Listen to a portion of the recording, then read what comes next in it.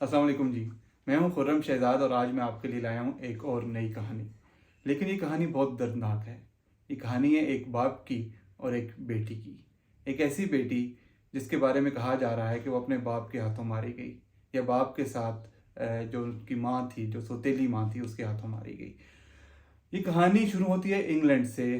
9 अगस्त 2023 को। इंग्लैंड का एक इलाका है सरे, उसमें एक उनका शहर है वोकिंग। वहाँ से एक घर से कहानी शुरू होती है।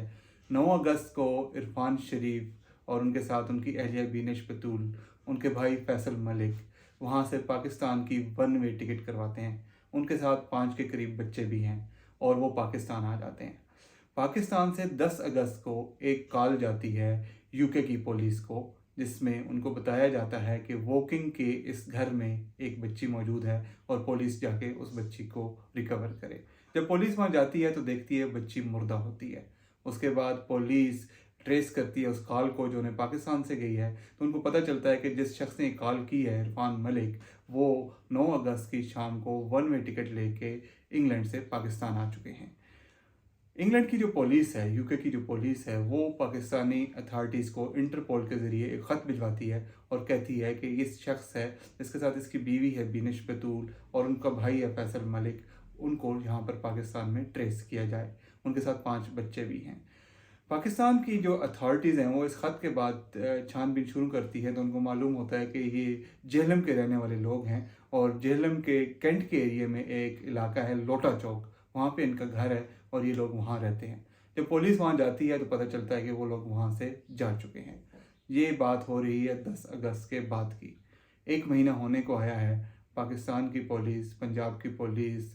छान रही है उनको, हर तरफ छापे मार रही है, लेकिन इस ख़ानदान का कोई पता नहीं चल रहा।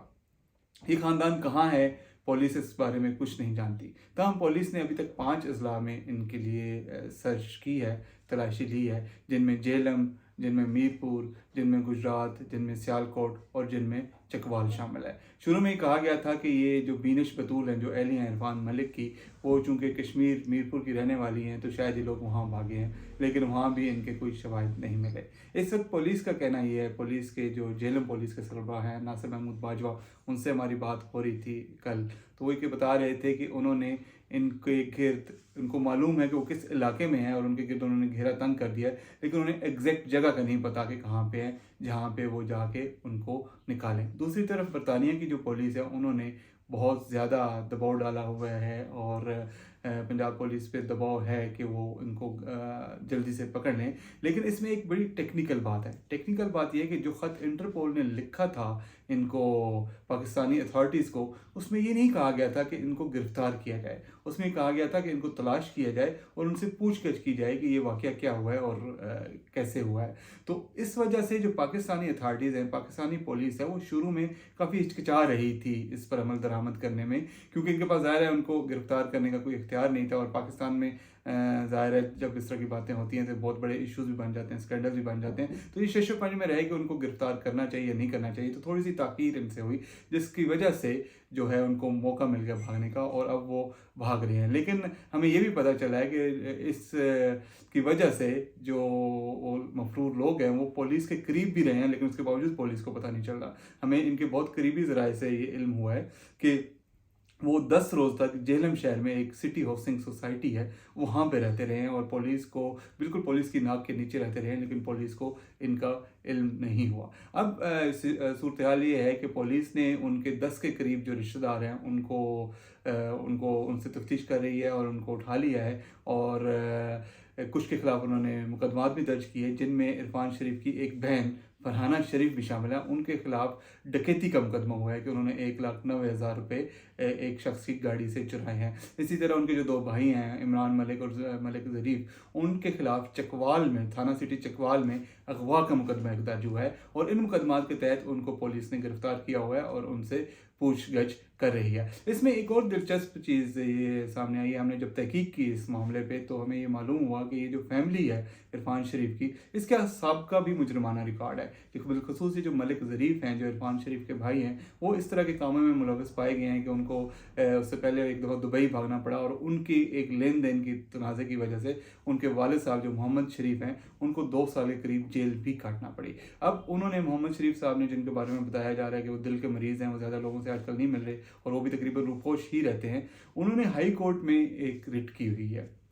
जिसमें उन्होंने ये मुद्दा उठाया है कि एक तो उनके जो रिश्तेदार हैं उनको नाजायज़ तंग नहीं किया जा सकता, क्योंकि ये जो बच्ची के फौत होने का वाक़या है ये इंग्लैंड में आया है या बरतानिया में हुआ है, तो पाकिस्तान में उनका बनता नहीं है कि उनके रिश्तेदारों को पकड़ा जाए इस केस में, तो उनको रिहा किया जाना चाहिए। दूसरा, उन्होंने ये भी किया हुआ कि चूँकि पाकिस्तान का बरतानिया से माहिदा नहीं है तो इरफान शरीफ को भिजवाया नहीं जा सकता बरतानिया में। लेकिन ये तो बातें जब इरफान शरीफ सामने आएंगे या पकड़े जाएंगे तब ही होंगी, उसके पहले हम उसके बारे में कुछ नहीं कहा जा सकता। लेकिन एक और जो दिलचस्प बात मैं बताना चाह रहा हूँ वो ये है कि पाकिस्तान में पहली दफ़ा हमने सुना है कि किसी ने किसी तनाज़े की वजह से पुलिस से पैसे लिए हैं। आमतौर पे ये इल्ज़ाम पुलिस पे लगता है कि पुलिस लोगों से पैसे लेती है, लेकिन इस केस में इरफान शरीफ के भाई मलिक ज़रीफ़ और इमरान मलिक वगैरह ने मिल के पुलिस से 1,90,000 रुपये वसूल किए हैं। ये हमें पुलिस के इंतहाई सीनियर और जो ऑफिसर्स हैं उन्होंने बताया है, और ये जो मलिक इमरान हैं इनके करीबी रिश्तेदारों ने भी इस बात की तस्दीक की है, उनके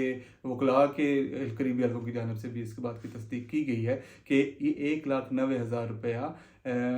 मलिक ज़रीफ़ जो मलिक इरफान के भाई हैं, जिनकी बेटी सारा शरीफ की मौत का ये केस चल रहा है, उन्होंने ये वसूल किए हैं और पुलिस ने अपने किसी मिडल मैन के ज़रिए उनको ये 1,90,000 रुपये दिलवाए हैं। जो किस मद में दिलवाए हैं वो ये है कि जो अभी रिट चल रही है हाई कोर्ट में, इससे पहले भी इनकी ख़ानदान की जानिब से एक हाई कोर्ट में रिट की गई थी जिसमें कहा गया था कि ये जो है पुलिस ने उनके जो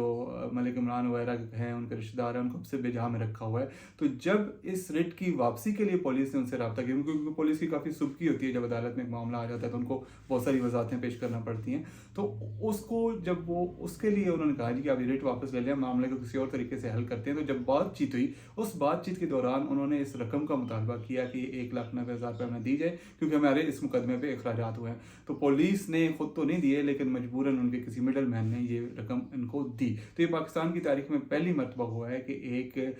फैमिली जो जिसके कुछ लोग गायब हैं और पुलिस उनको ढूंढ रही है, उनकी गिरफ्तारी के लिए छापे मारी है, उसने बजाय पुलिस को रिश्वत देने के उल्टा पुलिस से पैसे लिए। अब इसमें एक और पहलू ये भी सामने आया है कि जो इरफान शरीफ हैं उनकी अहलिया बिनश बतूल की एक वीडियो सामने आई है जो इरफान शरीफ के साथ बैठे उन्होंने रिकॉर्ड करवाई है। उन्होंने ये कहा है कि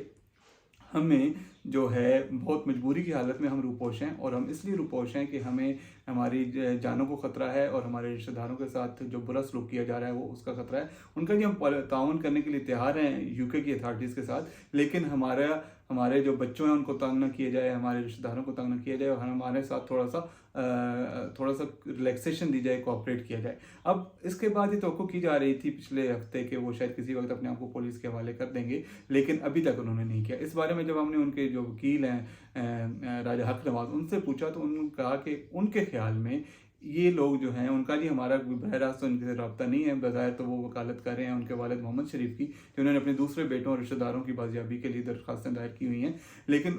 ज़ाहिर है चूँकि उनके वालिद हैं तो उनके इनडायरेक्टली उनसे भी वो लिंक्ड है। उनका जी मेरा डायरेक्ट तो उनसे कोई रब्ता नहीं है, लेकिन जो मुझे पता चला उनके ख़ानदान की तरफ से वो ये है कि इनका किसी एक बरतानवी वकील से मुसलसल रब्ता है जिसने उनको बरतानिया से भागने का मशवरा दिया। और उसने ये मशवरा इसलिए दिया क्योंकि बरतानिया में ये कानून है कि अगर आपके घर में किसी बच्चे की मौत हो जाती है, चाहे वो आपके हाथों हुई है या वैसे इत्फाकिया मौत हुई है, तो एक तो आपके खिलाफ उसकी कोई कार्रवाई होगी, और दूसरा एक जो आपके बाकी बच्चे हैं वो उनको लेके गवर्नमेंट अपनी कस्टडी में ले लेगी। और उसके बाद जो लोग बे औलाद लोग होते हैं वो अगर दरख्वास्त करते हैं कि उनको बच्चों को उनको दे दिया जाए तो उनको दे दिया जाएगा। तो ये जो बरतानिया के